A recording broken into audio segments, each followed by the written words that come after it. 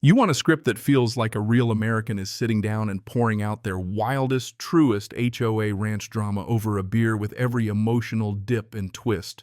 No rigid formatting, no section breaks, just a totally seamless, natural cinematic story with vivid moments, genuine dialogue, surprise cameos, one heck of a twist, a satisfying finish, and an ending that'll light up the comment section. Here's your story start to finish. You ever have one of those days that starts out completely normal?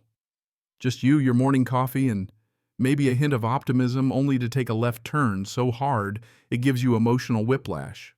Yeah, that was the day of full-blown HOA. Karen decided to excavate my front yard with the sort of enthusiasm you'd expect from someone who thought they were unearthing the lost city of El Dorado. I wish I was joking, but that's exactly how my week started. Me halfway up my own driveway, slamming on the brakes, because there was this woman with a haircut straight out of some manager's Pinterest board, shoveling up dirt like she'd lost her winning lottery ticket under my favorite oak tree. I barely had time to process what I was seeing before she looked up. Wild eyes, mouth curled in this crazed grin, gripping that shovel like she was about to win a prize for deepest grave. "What are you doing on my private property?" I yelled, jumping out of my truck, probably still in disbelief that this was actually happening.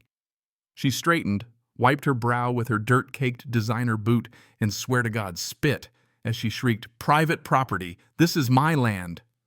Each stomp of her foot sent a fresh cascade of mud flying like she was pounding out some family anthem. For a split second, I wondered if I'd lost my mind. Maybe this wasn't my house. Maybe I'd driven into some alternate universe where crazy was the HOA standard. But there was my mailbox dent. And all right, where the delivery guy crunched it last month. "Ma'am, I bought this place 6 months ago. I said I have every scrap of paper deed title, you name it. You're digging a hole the size of Texas in my front yard, and I'd really appreciate it if you'd stop." She just laughed. Not the kind of laugh you want to hear from a neighbor, more the kind that makes you check your life insurance policy. Your papers are fake. My family.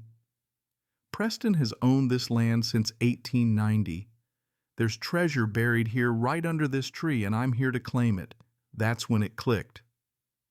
I'd seen Preston pop up in the property records, sure, but never on this plot.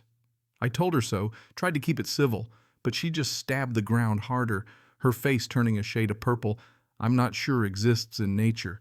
The Hendersons were thieves. My granddaddy told my daddy, and he told me, there's proof buried right here. Now, I've taught teenagers. I've seen drama.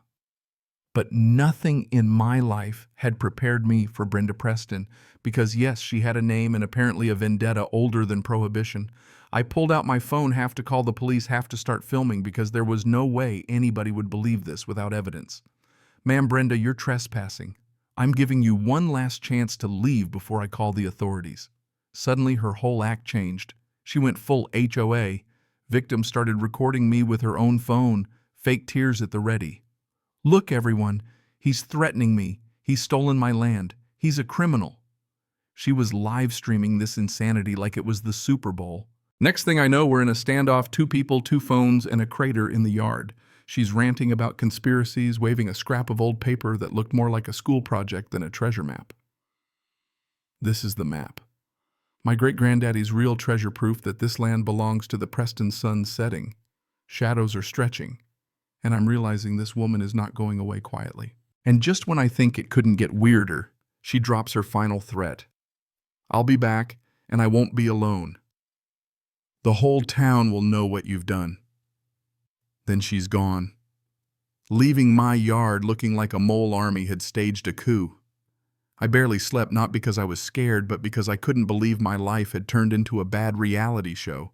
Morning comes, and my first cup of coffee isn't even halfway down before I look out the window and nearly spit it all over the dog. My yard is covered in red flags like some kind of discount 4th of July. And there's Brenda center stage live streaming again with a selfie stick fake sweetness dripping from every word. We're reclaiming the Preston heritage. I rush outside, caffeine in hand, already exhausted. "Brenda, get off my property and take your dollar store flags with you." She pans her phone toward me, cranking her Karen voice to max, announcing to the world, this is the thief still in his pajamas. I try to set the record straight for her audience. Yes, apparently this is a public event now. She's trespassing, vandalizing, and I have the whole thing on security footage. Brenda cackles. Edited footage, just like your fake deeds. The whole town is in on it. Suddenly she's waving a manila folder, swearing she's got historical documents that will bring justice to the Prestons. I want to laugh, but the crowd is growing and the comments on her live stream are flying so fast I can't keep up. Some folks are rooting for her. Others clearly think she's nuts. Honestly, I'm starting to agree with the latter. That's when my neighbor Judy appears. Bless her, she's got more Texas grit than a cattle drive. Brenda, I remember your family, but you never owned this land, she says, matter of fact. Your daddy tried the same stunt 40 years ago. The Prestons sold their land by Miller's Creek for drinking money. That's history.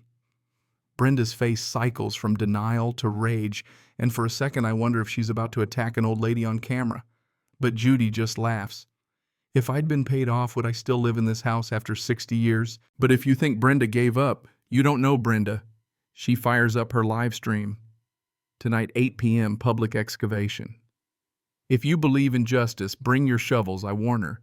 If you show up here again, I'm calling the police. She just grins. Call the FBI. The truth will come out, the tree remembers. As she marches off, I turn to Judy, who just pats my arm. You ain't seen nothing yet. Turns out Brenda had pulled this exact scam before another neighbor, Mr. Smith, was so hounded by treasure rumors and fake legal drama that he ended up selling out and moving into a nursing home. Brenda bought his land cheap, flipped it, and walked away rich. By dusk, my anxiety's through the roof, and it turns out for good reason. Around 9 police cars and Brenda's supporters flood the street. Someone called in a weapon threat. My lawyer friend Mike calls, "Don't say a word without me. Brenda just posted you threatened her with a gun." I meet the cops at the door. Hands raised, coffee mug in plain sight. Yes, the infamous mug, apparently mistaken for a firearm. "Sir, we got a call about a disturbance," the sergeant says, and I invite them in. Show the security footage, Brenda with her shovel and red flags, me stepping onto the porch holding nothing but caffeine. Even better, the footage catches Brenda plotting. If he comes out, I know exactly what to say to make the police take this seriously. Boom. False report on tape in front of the whole crowd. Brenda tries to pivot, waves her treasure map, cries about ancestral injustice, but the cops aren't buying it. My favorite moment, Judy pipes up. "That's the notary seal from 1955. Your 1920 will is a forgery, Brenda. Even her cousin Terry drafted as her legal team is looking for the nearest exit." The cops hand me their card. If she comes back, call us, and maybe get some no trespassing signs. You know what I think I will. Next day, the twist hits. I get a text from a local number. She's done this before. Meet me at the library if you want the truth about Brenda Preston. I show up to find Patricia Smith, Mr. Smith's granddaughter, sitting with a folder thick with evidence. She tells me about Brenda's campaign of harassment, the forged documents, the years of targeted abuse, all so Brenda could scoop up property for pennies, convinced the land held some secret fortune. Patricia shows me the so-called will Brenda used to take her grandfather's place, a will experts later confirmed Brenda herself had forged after a calligraphy class. Turns out Brenda's scam stretched back decades. She'd flipped 3 properties the same way, including mine's previous owner. As we're talking, my security system pings 30 people in my yard, Brenda with a megaphone rallying the faithful. Judy leans in. Maybe it's time to let her dig. If there's anything under that tree, wouldn't you rather find it with the police watching? So that's exactly what I do. That night, I tip off the police, then let Brenda dig. She's got Judy with her, pretending to play along, cameras rolling. When Brenda finally strikes something hard, she hauls out a rusted old strongbox, tears streaming. I knew it. The Preston treasure. She cracks it open expecting gold, but what she finds instead is a stack of old photographs, receipts, and most damning, a handwritten confession. Jedediah Preston, her ancestor, admitting to poisoning the Miller family for their land. Not some heroic legacy, but straight-up murder. The shock is so real you can hear the night go silent. Even Brenda's supporters are backing away embarrassed. The police arrest her for trespassing, destruction of property, and filing a false report, but that's just the beginning. What she really unearthed was evidence for a 100-year-old murder case. Detectives show up, forensic teams start digging, and sure enough, they find the Miller's remains buried in quicklime under my tree. DNA confirms everything. The story goes viral, not as treasure found, but killer ancestor exposed. In the weeks that follow, everything unravels. Brenda gets charged with fraud and forgery, More victims come forward, and the Little Preston estate is seized to pay restitution. Turns out Judy's the last living heir of the Miller family, and instead of trying to reclaim the land, she signs it over to me. Leo did what my family couldn't. He brought the truth out. The old trust fund compensates other victims too. At Brenda's sentencing, she finally admits she believed her father's stories and apologizes to everyone, tears real this time. 6 months later, we're all standing under the oak tree, planting a memorial garden, burying a time capsule full of real stories, no more secrets, just truth. Brenda's in prison, the Preston legend is done, and for the first time, the ranch feels like home again.